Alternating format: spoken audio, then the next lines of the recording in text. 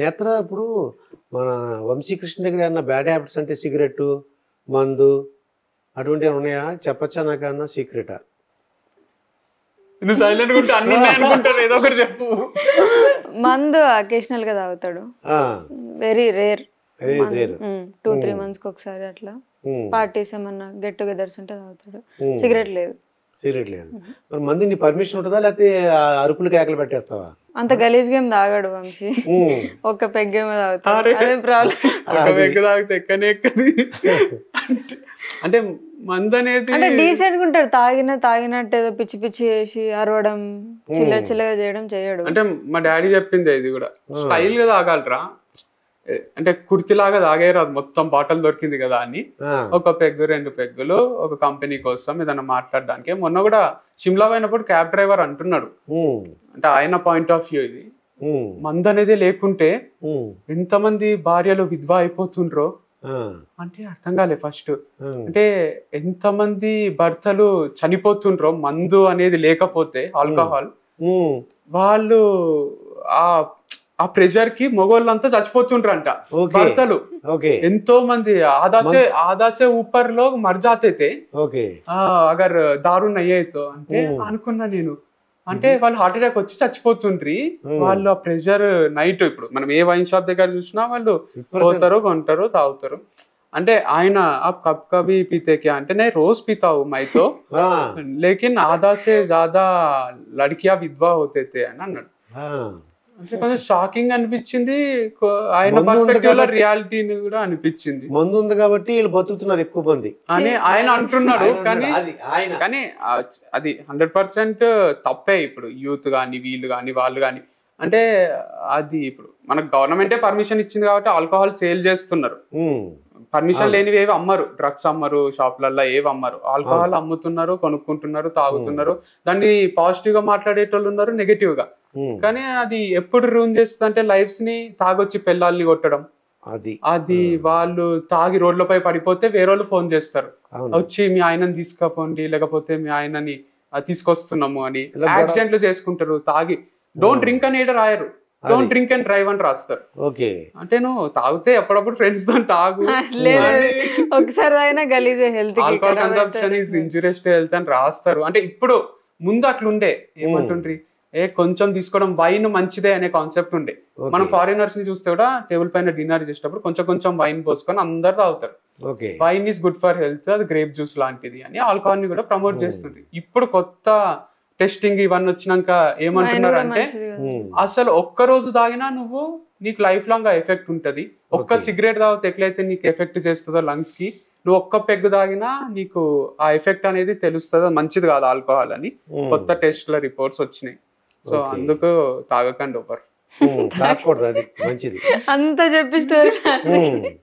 అంటే ఒకవేళ తీసుకుంటే నీకు చెప్తాడా ముందే, నేను వాళ్ళు తీసుకుంటున్నాను అలా చెప్తారా? చెప్పరా? లేదా అక్కడికి వెళ్ళిన తర్వాత పరిస్థితిని బట్టి చేస్తారంట? అసలు ఎటు బయటకు వెళ్ళాడు, ఇంట్లోనే తాగుతాడు. ఇంట్లోనేనా? ఓకే. అప్పుడు నీ పర్మిషన్ ఉంటుందా? అంటే అందరం కలిసి చుట్టాలు ఉన్నప్పుడు పర్మిషన్ అట్లా ఏం లేదు, జస్ట్ క్యాజువల్ గా. ఓకే. మరి నీ ఫ్యూచర్ ప్లాన్ ఏంటి? తను చెప్పాడు ఫ్యూచర్ చక్కగా 10 కోట్లు సంపాదించి 40-50 years లో రిటైర్డ్ అయిపోవాలి, హాయిగా ఉండాలని. మరి నీ దగ్గర ఏమైనా ఉన్నాయా? నాకు ఒక ఇరిటేషన్ ఉంది ఇప్పుడు ఫార్మింగ్ లో, ల్యాండ్ లేకపోవడం. అంటే అటు ఫార్మింగ్ చేస్తుంటే ఓనర్ రిస్ట్రిక్షన్స్ కొన్ని ఉంటాయి. ఇప్పుడు మేము షాప్ పెట్టుకున్నాం ఒక ఓపెన్ ల్యాండ్ లో, వాళ్ళ రిస్ట్రిక్షన్స్ ఉంటాయి. ఇన్ని ఇయర్స్ మీకు ఇస్తామంటారు ల్యాండ్, ఆ తర్వాత మళ్ళీ ఏం చేయాలో అర్థం కాదు. అట్లా 1 ఎకరం 2 ఎకరాలు కొనుక్కొని అక్కడే నా షాప్ కట్టుకొని అన్నే ఫార్మింగ్ చేసుకుంటూ అట్లా బతకబుద్ధి అవుతుంది, ఏ టెన్షన్ లేకుండా, ఎవరు క్వశ్చన్ చేయకుండా. అది నా డ్రీమ్. త్వరలో తీర్చుకోవాలి. అయితే పిల్లలు కావాలని అనుకుంటే మీరు కొద్దిగా డబ్బులు సంపాదించాలంటారా మీరు?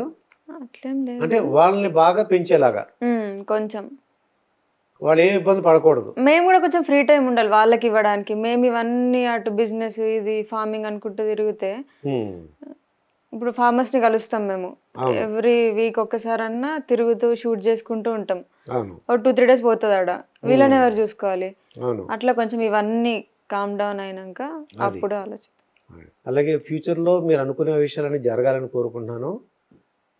ఆర్గానిక్ ఫార్మర్స్ నేత్రారెడ్డి అలాగే వంశీకృష్ణారెడ్డితో ఈరోజు ఇంటర్వ్యూ జరిగింది. మరొక వీడియోతో మీ ముందుంటాను. మీ దుర్గా ప్రసాద్ మాస్టర్. అయితే నేత్ర ఇప్పుడు అత్త మీ ఇద్దరే ఉంటున్నారు ఇంట్లో? ఉమ్. ఇంట్లో ఇద్దరే ఉంటారు. మా బావమరిది ఉంటుంది. ఇప్పుడు రీసెంట్ గా మా తమ్ముడు వచ్చిండు. తమ్ముడు వచ్చారు. మరి అత్తగారు ఆడపడుచు గురించి అని చెప్పగలవా? మీ అత్తగారి గురించి, మీ ఆడపడుచు గురించి. ఎక్కువగా అన్ని సంసారాల్లో గొడవలు ఎక్కడి నుంచి వస్తున్నాయంటే ఆ అత్తగారు ఆడపడుచు అక్కడ ఎందుకు ఉండట్లేదు ఏమో కలిసి అంటే మా ఆడపడిచే అని మొదలెడతారండి. మా అత్తగారే వాళ్ళ అమ్మాయిని ఒకలాగా చేస్తుంది, నన్ను ఒకలాగా చూస్తుంది, నాకు ఇష్టం ఉండట్లేదు.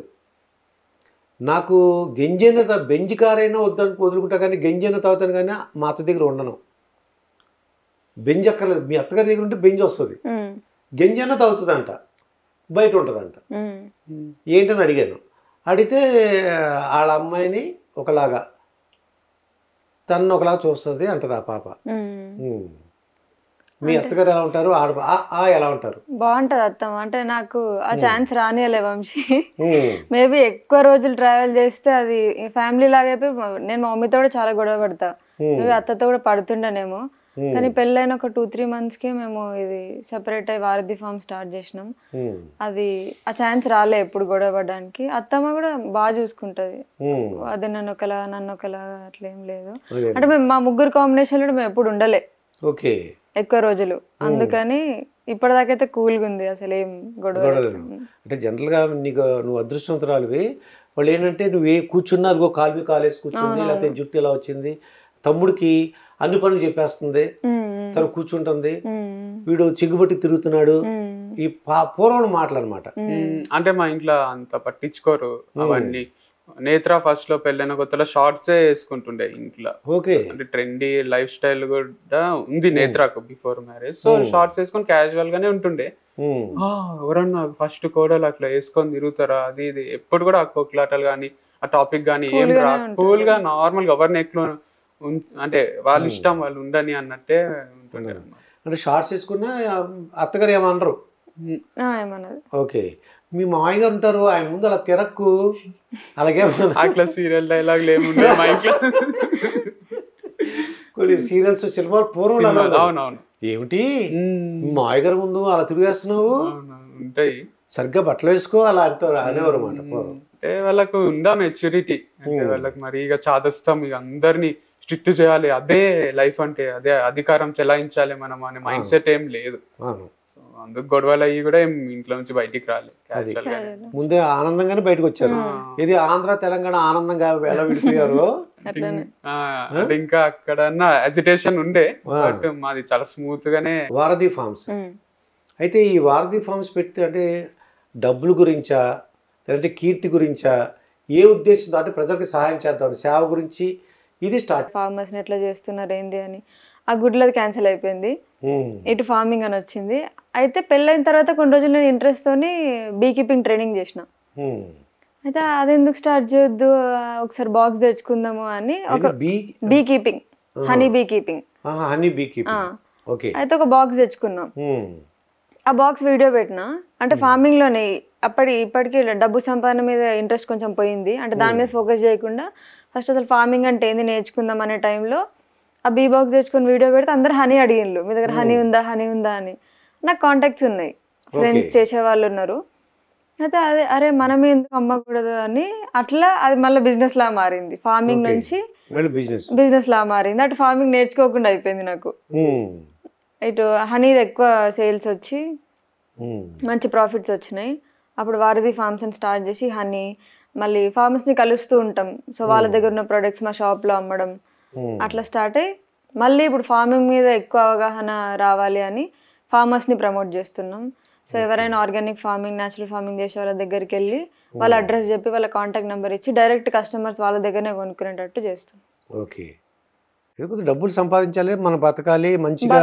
అంటే మొత్తంకి సేవ్ ఏం కాదు, డబ్బులు అంటే డబ్బు ఉంటేనే చేయగలం ఏదైనా, డబ్బు లేకుండా నేనేదో నీకు హెల్ప్ చేస్తా, నీ దగ్గర ఏం లేదు నాకేం చేస్తావు అన్నట్టు ఉంటుంది. సో ఫస్ట్ మనం కొంచెం సెటిల్ అయ్యి దాంట్లో నుంచి కొంచెం ఇస్తే బెటర్గా ఉంటుందని అనుకుంటున్నాను. అయితే వంశీకృష్ణ, ఈ రాజకీయాల గురించి ఏమైనా ఐడియా ఉందా? రాజకీయాల గురించి అంటే తెలంగాణ కానీ ఆంధ్ర రాజకీయాలు చాలా తక్కువ అండి. చాలా రాజకీయాలు ఇంట్లో న్యూస్ ఛానల్స్ అవి ఎక్కువ చూడండి. నేను ఈటీవీ న్యూస్ ఒకటి 2-3 minutes హెడ్ లైన్స్ ఒకటి చూస్తాను 9 o'clock, అంతే, అంత ఐడియా లేదు. అంత ఐడియా లేదు. మరి పవన్ కళ్యాణ్ సినిమాలు, మహేష్ బాబు, జూనియర్ ఎన్టీఆర్, రామ్ చరణ్, అల్లు అర్జున్, ఆ సినిమాలు చూస్తుంటావా మరి నేత్ర? మరి ఏంటి, ఎవరెవరు ఇష్టం నీకు బాగా? అంటే సినిమాని బట్టి ఒక్కొక్క సినిమాకి ఒక్కొక్కరు నచ్చుతుంది. అంటే అంత ఒక ఫేవరెట్ అంటూ ఎవరు లేరు? అట్లా ఎవరు లేరు. ఏ సినిమాలు చూస్తావు? మలయాళం ఫహద్ ఫాసిల్ వాళ్ళు, దుల్కర్ సల్మాన్. ఓకే. మరి పవన్ కళ్యాణ్ ఒక రాజకీయాల్లోకి వచ్చా తెలుసా నీకేమన్నా? తెలుసు, కానీ పెద్ద పాలిటిక్స్ సైడ్ అసలు ఇంట్రెస్ట్ ఉండదు. మా వంశీకృష్ణ అడుగుతాను, ఏమైనా ఐడియా ఉందా అన్న? పవన్ కళ్యాణ్ గురించి గొప్పగా చెప్తుంటారు, ఏంటి నిజంగా? అంటే మీరు కథలు చెప్తుంటారు కదా, అంటే దాన్ని బట్టి ఏమన్నా? అంటే పవన్ కళ్యాణ్ గారు అంటే నాకు ముందు గారు అండి కూడా ఇంపార్టెన్స్ తెలియదు. అవును. నాకు ఈ పోస్ట్ మ్యారేజ్ ఈ బిజినెస్ లైన్స్ లోకి వచ్చినాక అందరిని అండి అనాలి, గారు అని సంబోధించాలని పవన్ కళ్యాణ్. ఇంత ముందు ఒక ఇంటర్వ్యూలో కూడా పవన్ కళ్యాణ్ అంటే కింద కామెంట్స్ లో అందరు ఇష్టం వచ్చినట్టు తిరుగుతుండ్రి. వీళ్ళు ఎందుకు తిడతారు, మనం సచిన్ సచినే అంటాం కదా, సచిన్ గారు అనం కదా, పవన్ కళ్యాణ్ ని గారు అనుకుంటేనేమో తిడుతున్నారు అని ఫీల్ అవుతుంటే, కానీ నిజమే అంటే అది అనడమే కరెక్ట్ అని తెలుసుకున్నా. అండ్ పవన్ కళ్యాణ్ ఇష్టం అనడానికి 2 కారణాలు. ఒకటి తమ్ముడు అని, అంటే చిరంజీవి అన్న, పవన్ కళ్యాణ్ తమ్ముడు.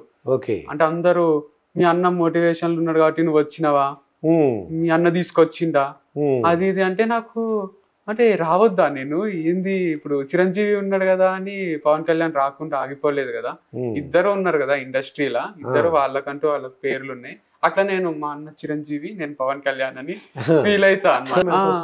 కొంచెమే వస్తుంది నాకైతే, అంటే పెద్ద వీడియోస్ పెడితే ఎక్కువ వస్తుంది, పెట్టే చిన్న షార్ట్స్ కి 1 మిలియన్ వ్యూస్ అయినా కూడా. మా తమ్ముడు ఒకసారి అడిగిండు, ఒకటి అదే రైతు బజార్ లంగవని వేసుకున్న వీడియో 4.5 మిలియన్ పోయింది, దీనికి ఎంత డబ్బులు వచ్చింది అని వాట్సాప్ లో పెట్టిండు.